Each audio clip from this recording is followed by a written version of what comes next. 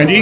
अभय चौटाला जी ने बयान दिया था कि एक दिन का मुख्यमंत्री। हाँ, तो उनकी अच्छी सेटिंग है बीजेपी में, कर लें, एक दिन बढ़ जाए, कौन सा रोक रहा है कोई? सरकार की तरफ से क्या कर देंगे वो एक दिन में? मतलब मैं राज करके दिखाऊंगा कैसे बदमाशी खत्म कर देंगे, बदमाशी खत्म, गुंडा राज खत्म करने की बात बोल रहे हैं। हो सकता है एक दिन के लिए वो उनके सारे जानकार हैं, यार प्यारे मित्र हैं, एक दिन के लिए कह दें भाई तुम चले जाओ बाहर आज। हो सकता है एक दिन के लिए वो उनके सारे जानकार हैं, यार प्यारे मित्र हैं, एक दिन के लिए कह दें भाई तुम चले जाओ बाहर आज। कुछ दिन पहले हरियाणा प्रदेश के मुखिया यानी मुख्यमंत्री का एक कार्टून देखा होगा जो भारतीय जनता पार्टी ने सोशल मीडिया पर ट्रोल किया, जिसमें मुख्यमंत्री जी कुर्सी पर बैठे हुए थे और कुर्सी के नीचे गुंडे बदमाशों को बिठा रखा था और मुख्यमंत्री जी की पीठ के पीछे पुलिस खड़ी थी और लिखा था ये हरियाणा है, नायब सिंह का हरियाणा है। और कार्टून के अंदर एक टैगलाइन दी थी कि या तो बदमाशी छोड़ दो या हरियाणा छोड़ दो। मुझे अचंभा होता है, मैं एनालाइज कर रहा था, अभी सतीश जी से बात कर रहा था, मैंने कहा मुझे डाटा प्रोवाइड करवाएं। आपको अचंभा होगा कि हरियाणा में पिछले एक महीने में, वैसे तो 2 महीने का डाटा कंपाइल कर रहे थे मगर मैं 1 महीने की बात कर लेता हूं, प्रत्येक दिन 3 से 4 मर्डर हो रहे हैं, जो कि हरियाणा के एवरेज से 4 गुना ज्यादा है। 14 लूटपाट, डकैती, मोलेस्ट्रेशन जैसी घटनाएं हो रही हैं, जो कि एवरेज से 4-5 गुना ज़्यादा है।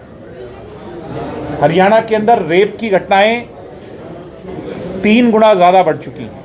मैं ये बेस्ड ऑन जो डाटा आप मीडिया के लोग शेयर करते हैं उसी के आधार पर बता रहा हूँ, सरकार के आधार पर नहीं, सरकार तो छुपाती है डाटा।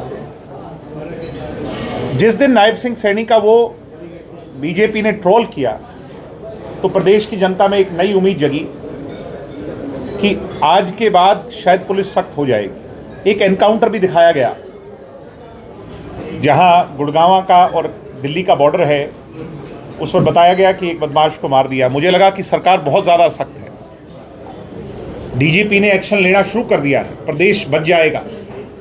आपको अचंभा होगा कि हरियाणा के बदमाशों ने यह बता दिया मुख्यमंत्री जी को कि ना तो हम हरियाणा छोड़ेंगे, खुलेआम बंदूकें लहराएंगे, जिसको मारने का मन करेगा उसको मारेंगे। क्योंकि जिस दिन सुबह अखबार में और सोशल मीडिया पर ये ट्रोल होता है, शाम को ही आपको अचंभा होगा 2 सगी बहनों पर गोलियां चलती है जींद के अंदर। शाम को शराब के एक ठेकेदार को गोलियों से मारकर जान से मार दिया जाता है। जींद के अंदर, हिसार के अंदर, सोनीपत के अंदर, कुरुक्षेत्र के अंदर, मैं किस किस जिले का नाम लूं और किसका नहीं। कल का मैं पन्ना पलट रहा था अखबार का, तो 42 साल के एक व्यक्ति की हत्या हो गई जींद के अंदर। तो मुझे लगा कि सरकार अब तो एक्शन लेगी। तभी अखबार का पन्ना पलटते हुए ही फ़ोन की घंटी बजने लगी कि जी ये पुरानी खबर हो चुकी है, बहादुरगढ़ के अंदर शराब के ठेके के सामने गोलियों से भून दिया गया।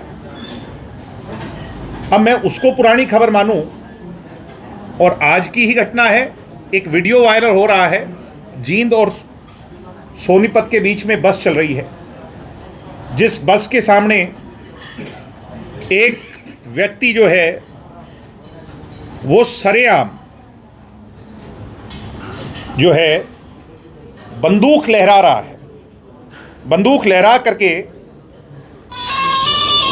ये दिखाने का प्रयास हो रहा है कि कितनी खुली छूट गुंडे बदमाशों को हरियाणा प्रदेश के अंदर है। ये वीडियो आप लोगों ने देख लिया होगा, मैं इतना लंबा नहीं चलाऊंगा इसे। और बंदूक निकाल करके एक फॉर्च्यूनर गाड़ी है जिसके पीछे पुलिस का बिल्ला लगा हुआ है, यानी उसका एक लोगो लगा हुआ है। बदमाश इतनी खुली तौर पर जी रहे हैं कि वो पुलिस का लोगो लगाने से भी शर्म नहीं कर रहे, क्योंकि प्रशासन सोया हुआ है। नायब सिंह सैनी जी, अब जाग जाओ। प्रदेश की जनता अब और ज़्यादा सहन नहीं कर सकती। हमारी बहन बेटियां असुरक्षित हैं, पत्रकार असुरक्षित हैं। झज्जर के अंदर सरेआम एक पत्रकार को मौत के घाट उतार दिया, आज तक उस पर कार्रवाई नहीं हुई। क्राइम ऐसे जो हम कोई बाहुबली मूवीज में देखा करते थे, यूपी और बिहार में गुंडाई जिस तरह की दिखाई जाती थी, जो हम कल्पना नहीं करते थे, हम सोचते थे क्या ऐसा भी संभव है। आज वो गुंडाई, वो हालात, प्रदेश का डीजीपी इस बात का जवाब नहीं दे पा रहे, प्रदेश की सरकार इस बात का जवाब नहीं दे पा रही, और सिर्फ मुस्कुरा करके बातों को टालने से काम नहीं चलेगा। नायब सिंह जी, जवाब देना होगा, प्रदेश में सख्ताई करनी होगी, प्रदेश की जनता को सुरक्षित महसूस कराना होगा, जो आज आपकी तरफ बड़ी उम्मीद से देख रही है और आप उसको बार बार बात को टालने का प्रयास करते हैं। हम विपक्ष होने के नाते बड़ी गंभीरता से इस मुद्दे को ले रहे हैं। जो यूपी का हाल था, आज यूपी सुधर गया, हरियाणा बिगड़ गया। कहीं ऐसा ना हो जाए कि स्थिति बद से बदतर हो जाए और ज़्यादा असुरक्षा का भाव हमारी प्रदेश की जनता में हो जाए।